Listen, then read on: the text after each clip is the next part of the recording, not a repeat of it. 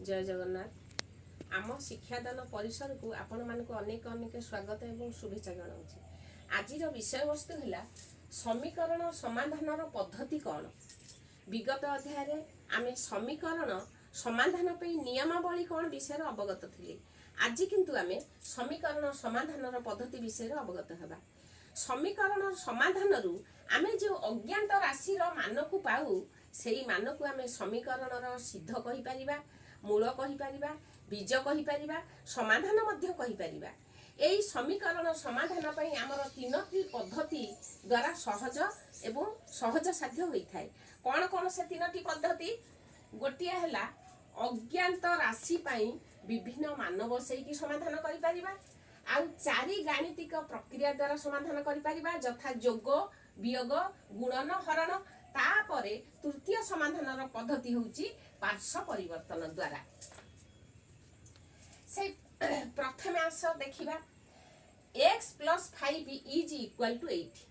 समीकरण समाधान नियम अनुसार आमर तराजुर पला अनुसार दुईटी पार्श्व थाए, बाम पार्श्व डाहाण पार्श्व। बाम पार्श्व सर्वदा आम अज्ञात राशि की रखा, डाहाण पार्श्व तार मान को रखा। बाम पार्श्वर मान सहित डाहाण पार्श्वर मान जदि सामान हो आम जाना समीकरण समतुल अच्छी एवं समाधान ताहले एठी अज्ञात राशि होची x सहित आम 5 जोग करी 8 पाइचे।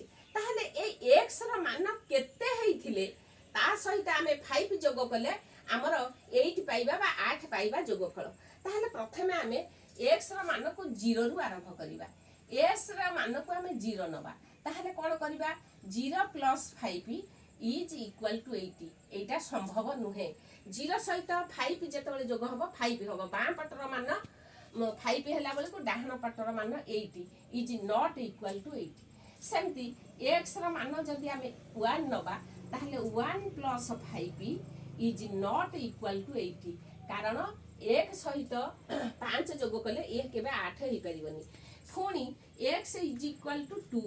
x र मान जदि 2 नबा 2 + 5 = not equal to 80।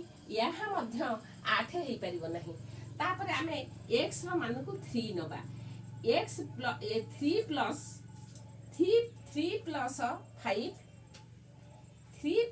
5 is equal to 80। x र मान आमे जतबेले 3 बसैबा सेतबेले बा 3 नबा तारे 3 + 5 is equal to 80। बाम पार्श्वर जोगफल सहित डाहाण पार्श्वर मानटी समान होला। एठी आमे जानिले जे x र मान होची 3। किंतु यही भली उपाय आम समीकरण जदि समाधान करिबा ताहले बहुत समय आमको लागिबो। एटा समय सापेक्ष सबुबले संभव नुहे। द्वितीय प्रक्रिया को जीवा चारि गाणितिक प्रक्रिया द्वारा माने जोग वियोग गुणन हरण। बाम पटे आमे जहा जो संख्या टी जोग करिबा डाहाण पटे ताहा करिबा, बाम पटे जहा वियोग करिबा डाहाण पटे वियोग करिबा, बाम पटे जहा गुणन करिबा डाहाण पटे गुणन करिबा एवं बाम पटे जहा भाग करिबा डाहाण पटे मध्ये भाग करिबा। वर्तमान देखिबा x + 5 = 9। x र मान केते हेले ताहा 5 सहित बा 5 सहित जोग हेले 9 पाइबा। ताहले x र मान एठी कि भली करिबा x र मान बाहर करिबा को हेले आमुकु एई 5 टिकी एठी अपसारण करिया को पड़िबो बा एठी उठैया को पड़िबो। उठैबा को पड़िले कोन हबो ना आमे +5 अछि एथुरु 5 वियोग करिबा। जदि आमे वियोग करिबा समीकरणर समतुल नियम अनुसार डाहाण पार्श्वरु मध्य 5 आमे वियोग करिबा। एठी जतले प्लस जोग होइथिला प्लस वियोग होला। आउ एठी किछि रहिलानी बाम पटे रहिला x डाहाण पछे 9 रु 5 जेतबेले आमे माइनस करिबा एठी हबो 4। ताहले एठी x र मान आमे 4 पाइले। को भली उपाय रे ना जोग वियोग गुणन हरण बा चारि गणितिक। एपटे जदि आमे गोटिए माइनस संख्या थिबो सेथरे आमे प्लस जोग करिबा, एपटे प्लस जोग कले डाहाण पटे मध्ये प्लस। एपटे गुणन जहा करिबा एपटे सेया करिबा, एपटे जहा हरिबा एपटे सेया हरिबा। तापरे आमे आसीबा पार्श्व परिवर्तन। पार्श्व परिवर्तन कोन? एइटा मध्य सबु बेले संभव नुह। या थारु एइटा कम समय लागबो तथापि समय सापेक्ष। आमे जहु जहु बड़ हवा तहु तहु आमे अति कम समय रे किभली समीकरण समाधान करिकरी ताहाकु धारा गणित रे प्रयोग करिया पई एई दुईटी उपाय हमकु बहुत समय नै जीवो। तेणु आमे चिंता करिबा किभली शीघ्र आमे समीकरण समाधान करी x ର मान निर्णय करिबा।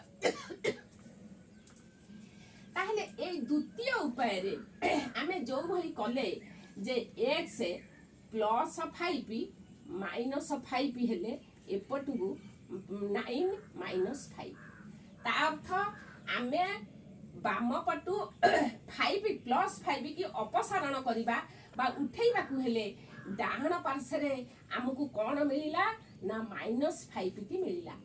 तेणु आमे कौन करचे बाम पार्श्व प्लस 5 हटेइबा को अपसारण करिबा को हेले आमे डाहण पार्श्व माइनस 5 आमको मिलिला।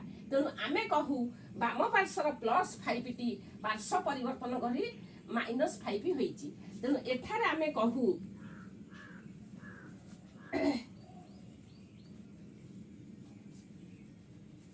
आमे कहू बाम पार्श्वर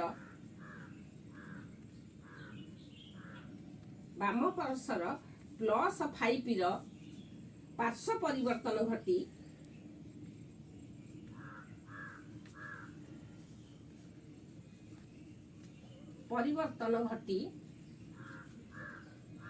माइनस 5 होईची। एहा खूब कम समय रे आमे निर्णय करि पारू कि भली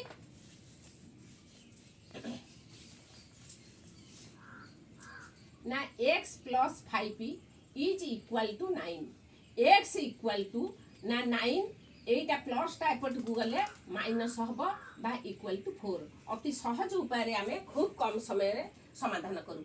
आउ केतटी समाधान मध्य मु सुचेई दबा को चाहे। सबु बेले समीकरण समाधान करबा को हेले हमको बाम पटे अज्ञात राशि रखिबा को पड़िबो।